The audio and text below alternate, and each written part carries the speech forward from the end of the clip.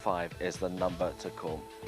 And so on to what we hope is going to be an interesting, entertaining, illuminating hour or so, looking at the bill in Atlantic City last night, which featured Audley Harrison and the rematch between Mickey Ward and Arturo Gatti. Ward War II, as this week's Boxing News had it. And Danny Williams, the British heavyweight champion, is here to offer his thoughts during the course of the afternoon, because Audley's opponent was Shawn Robinson. Now, this is a man who Danny beat a year or so ago inside 2 rounds, as you can see, the 15th of December in 2001, and Robinson hasn't actually won a contest since then. Now, what about Audley? Well, we've been following him blow by blow, haven't we? Unbeaten in 7, Wade Lewis, his last victim. And this was going to be Audley's first contest, though, on the undercard, as opposed to topping the bill. And so it's going to be particularly interesting to see how he would be affected by that. Now, was this the occasion for Audley to silence his critics in this country? Amongst them, it has to be said, Danny. Or was it a fight that, win or lose, would prove nothing much either way? We can go to Atlantic City in the early hours of this morning, and Gary Richardson. This is Atlantic City's famous boardwalk. It's been here since 1890, and bang in the middle, the convention centre. Now, it was here on Wednesday evening that the Beach Boys were top of the bill. The support act tonight is Audley Harrison. The headliners are Ward and Gatti. Well, all 14,000 tickets were sold on the strength of Ward Gatti. Their first meeting in Connecticut back in May was an absolute cracker. It was the fight of the year. With us ringside is George Foreman. Ward Gatti, first of all. George, what are you expecting? Good fight. Both guys give their best. Of course, Gatti, let's hope he boxes this time to the extreme so that Ward doesn't wade in and knock him down. But I think, all in all, we're looking for a good fight. Audley Harrison, how much are you actually hearing about him in America? I just know it's time for him to break out now. He's got to get some reputation on his hand. The way to get a reputation is right here in the States against quality opponents. No doubt that he should be one of the next heavyweight champions of the world. He's got to get in the mix. Because there's been a bit of criticism about the opponents. I guess it is quite difficult for him to get the right sort of guys, isn't it? Yeah, criticism is what you get when you're not heavyweight champion of the world once you won a gold medal and all of that. So that's all right. Don't worry about that. But I do believe he's going to make an impact, and he's the man to be talked about in the future. Yeah, George Foreman, you won a gold medal. Audley Harrison won a gold medal at the Olympics. It is so often the springboard, isn't it? You no doubt about it. Once you get a gold medal, everybody know who you are, and people expect for you to be heavyweight champion of the world. The criticism that comes, that's part of the package, though. Don't worry about that. George, good to see you. Thank you very much. Thank you. Indeed, the views of the former heavyweight champion of the world, George Foreman. So we're all set ringside. Audley Harrison, it's 7 out of 7. He's boxing Shawn Robinson. Let's hear from both fighters. If I implement the things that the training team want me to do, then, you know, you can expect an early knockout. You know, that's part of the game plan, is to get rid of the guy. But if it goes 6 rounds, it goes 6 rounds. I'm classified as the opponent, you know, but like I said, you know, this is America. You've seen Rocky. Things happen, and Audley's in for a good night. Both men 31 years old. Audley Harrison with a perfect record, 7 wins from 7 contests, 4 inside the distance. His opponent's record certainly looks pretty impressive. Shawn Robinson has won 15 of his 9 professional contests with 13 KOs, but he's lost the last 3 all inside the distance, including a loss to Britain's Danny Williams. Harrison dedicating tonight's fight to the memory of his uncle Roland, who died recently. Now, ladies and gentlemen, we go to the heavyweight division. This bout is scheduled for 6 rounds when the bell rings. Your referee in charge of the action, Eddie Cotton. Introducing first, fighting out of the blue corner.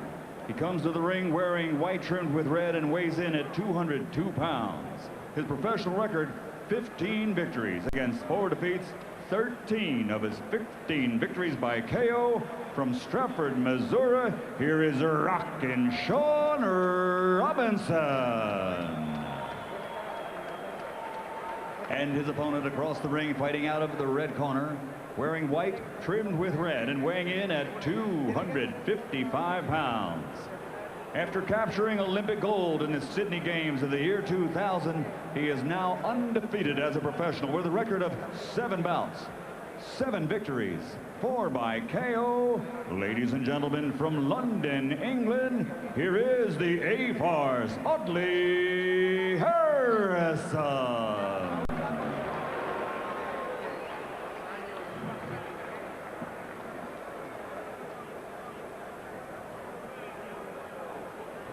All right, boxers, you received your instructions. Obey my commands. Protect yourself at all times. Let's touch gloves. Final instructions from referee Eddie Cotton, and Audley Harrison on his American debut, looking perhaps understandably a little bit nervous. This is his 4th American opponent. He stopped the previous 3 all pretty early, and he's in against a man who was stopped about 11 months ago in 2 rounds by Danny Williams. Harrison enjoying a weight advantage of just about 4 stones, almost 50 pounds or over 50 pounds, and he's towering over this short, chunky fella from Stafford, Missouri, Shawn Robinson. Good left hand straight away by Audley Harrison, who, let's face it, Richie, has definitely got to impress here in America. Oh, I think that's the main thing he's got to do today, without a shadow of a doubt. He's got to impress this American audience, and he's going about it the right way, just stinging with that right jab and getting out the way of this fellow and landing that left hand early, which is good. Robinson looks not unlike one of Harrison's earlier opponents, Dominic Negus, short and squat, and really looks like a blown-up cruiserweight, but he was blown away in 2 rounds by Danny Williams. Oh, great shot by Harrison. That's another good left hand. And following up on that southpaw jab, that really has become such a potent weapon in Harrison's armory. And he's towering over this shorter, chunkier fellow. And Harrison's got to use every single physical attribute that he's got.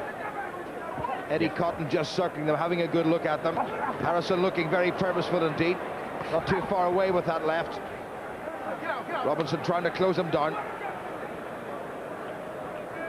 Great reaction from Harrison early on there, just snapping back and just letting Robinson come in, but he's overreaching, and Harrison there just snapped back and then came back with that straight left hand. Great shot. Robinson has been in action twice since he lost to Danny Williams.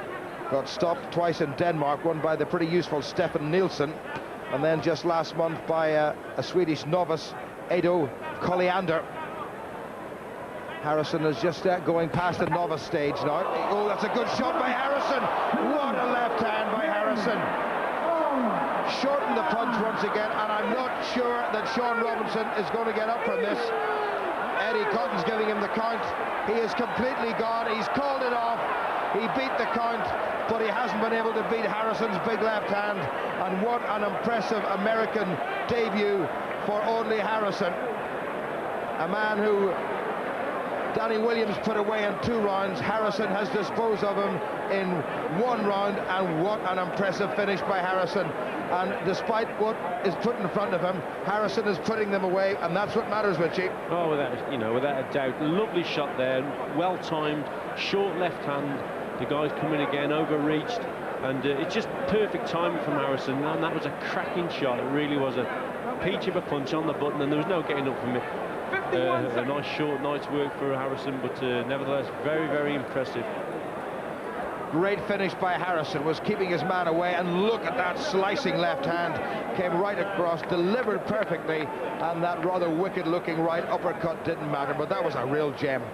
Yeah, perfectly timed. The guy comes in, holds his feet, Robinson there, looking, his hands are down, and Harrison just punishes him with a peach of a shot. Lovely left hand, no getting up from it.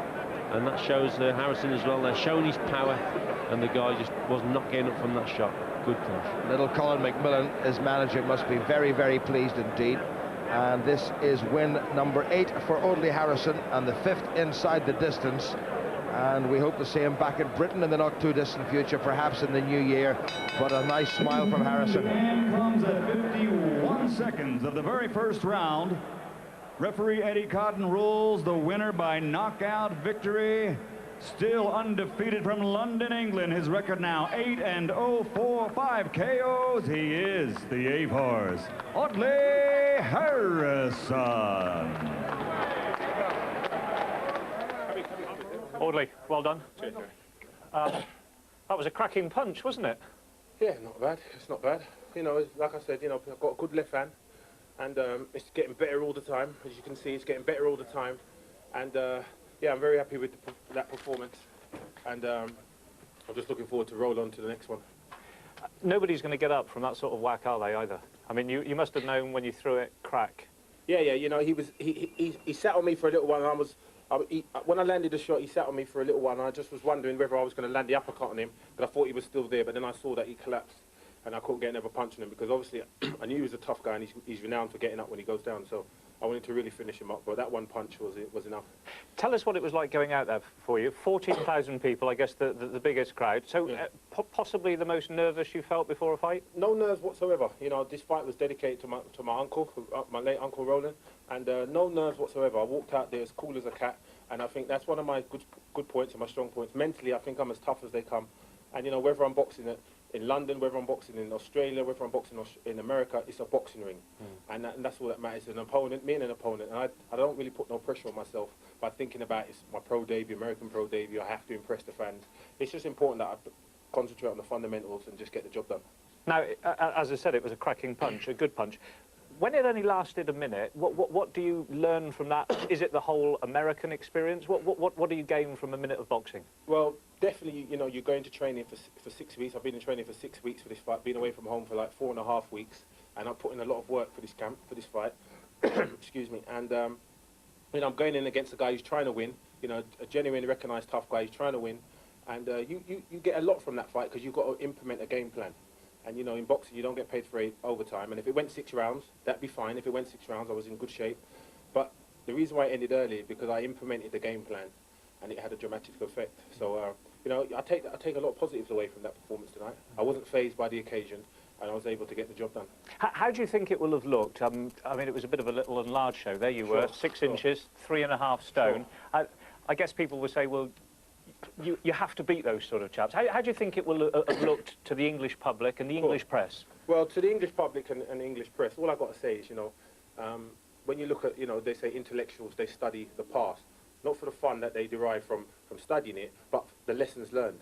And Danny Williams boxed the guy 12 months ago. Now, you can only look at that from 2 points of view. One is that the guy's a bum now, which means he was a bum a year ago. And if he's good enough for Danny Williams in his 23rd fight, then he's good enough for Audley in his 8th fight. There's no other way to look at it. Or you say he was an acceptable opponent for Danny because he was a tough guy for Danny making his pro debut.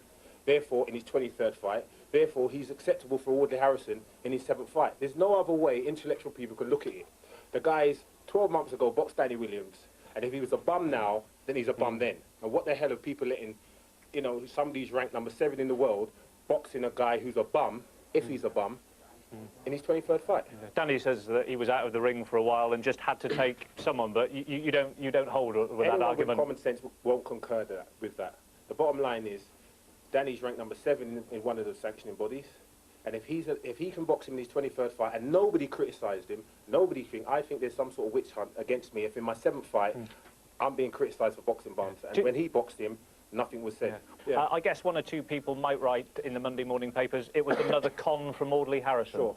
Well, as long as they compare my record and career to Danny Williams, then I don't mind. Because you've got to compare like with like. Okay, good point. And final question to you. You will concede that during the next year, you're going to have to step up and get sort of better opponents, hard opponents? Of course. I mean, I'll be stepping up like any other fighter steps up when they're ready to step up.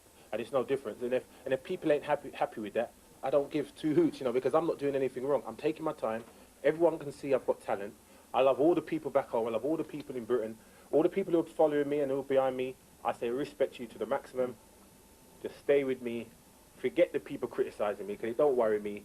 And I'm going to get there. Just cool and let me take my time. Danny Williams will be watching this. Yeah. Look down the barrel there. Yeah. What do you say to him? Well, I'm not in no competition with Danny Williams. If we box, we box. Danny Williams needs to concentrate on his own career. He's been a professional for 7 years. I wish him well if he tries to fight for a world title. I hope he wins it, because then he can defend it against me. But those kind of guys, get on with your career. Forget about me.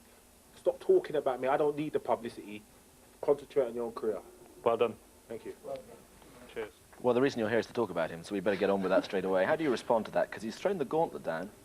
Yeah, well, you know, I only respond to what Audley Harrison says. You know, he keeps talking about he's going to box me in his 1st fight, his 5th fight. You know, and obviously I've got to respond. So, you know, obviously I'm looking at bigger and better things. But, you know, as British and Commonwealth champion, Audley is a rival to me. And, you know, if he wants to bring it, I'm ready any time. You, during the course of that fight, were saying to me, he looks much trimmer, much sharper than he did 12 months ago. Oh, definitely, without a shadow of a doubt. You know, Audley Harrison is definitely knuckling down to his training now. He's looking, every time I see him, he's improving. He's looking very good. Do you think that you maybe have overreacted on occasions when you've said he's a bit of a sort of, not exactly a comedian boxer, but he's conning the public, that he's a celebrity boxer? Are you bit by bit feeling you should withdraw from those remarks? No, definitely not. I believe once Audley gets into a true tough fight, you know, his bottle will go. You know, I think all the money, all the press attention he gets. You still believe that? I certainly do believe it. You know, without a shadow of that, he's got loads of talent, but I believe his heart's not truly in boxing. That was a heck of a punch. It was, and he looked very good, you know. Every time I see him box, he's improving. He's keeping his chin down, and if you see when he throws his shots, he's twisting his whole body into the shot. Not like in the amateur days when he just throws arm punches. He's putting his whole body into the shot, and that's where he's getting more power.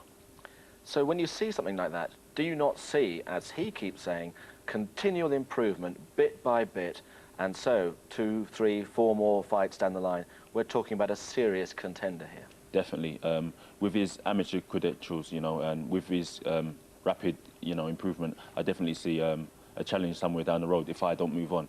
You know, he's looking very good. How do you respond to the accusation that that was not a bum he was fighting there, because he was fighting somebody who only 12 months ago was good enough to fight you and who you beat in 2 rounds? Well, you have to look at it. When I fought Robinson, he was 15 wins, 1 loss with 13 KOs, and he was, you know, coming off, I think it was a dozen knockout wins. Since I've knocked him out, he's been knocked out 2 other times. You know, he's now in the journeyman mode. So, you know, we're basically, we didn't fight the same opponent. You know, a year can damage a fighter's career like it has Robinson's. It's great for British boxing, though, because we're building up 2 people to, at some point, it's like 2 giants, and there's going to be an inevitable collision at some point, so you would think. Do you think there is an inevitability about the 2 of you meeting at some point? At some point, you know, Audley says that Danny Williams won't get past European level. You know, if that's the case, I'm going to keep hold of my British and Commonwealth, and I'm fighting for the European title in January. I'm going to keep hold of these 3 titles, and then at some point he's got to fight me, because there's no other way for him to go. We've got a few emails, we've had loads of emails, people wanting to talk about you and also about Audley. One from Dan Taylor there saying, we need a good heavyweight now. Lennox is about to retire. I'm sure in 6 more fights, Audley will be fighting for a British or European title, which I suppose really is just what we've been saying, isn't it? Yeah, and 6 fights is what, a year? A year away. I definitely believe he should be fighting for them titles. You must remember, Audley's 31. He needs to be fighting for these type of titles. And a lot of people have been emailing us saying that they think, in a way, your criticism of Audley, a lot of it's unfair and it's destructive. How do you respond to that? I definitely don't believe so. You know, if you listen to all my commentary on Audley Harrison, I said he's got skills to pay the bills. I say he's a tremendously skillful fighter, but I just don't believe he has a heart. We've seen in many of his fights, Derek McCafferty, Dominic Negus, Mark Crenshaw, he hasn't got the punch. And, you know, I'm just saying what many people believe. OK, we've got one here as well, actually, who is wholly in support of what you've been saying during the course of the last 18 months. I am beginning to get the feeling that Audley is a wannabe who's avoiding confronting the unpleasant truth. That's Chris B. You're nodding your head. I agree totally. You agree totally. All right, well, we'll talk more about you and your future in a moment or 2. But Audley Harrison may have been the focus of attention for British fight fans last night. But for the boxing world in general, there was only one contest to talk about. Here's Jim Neely.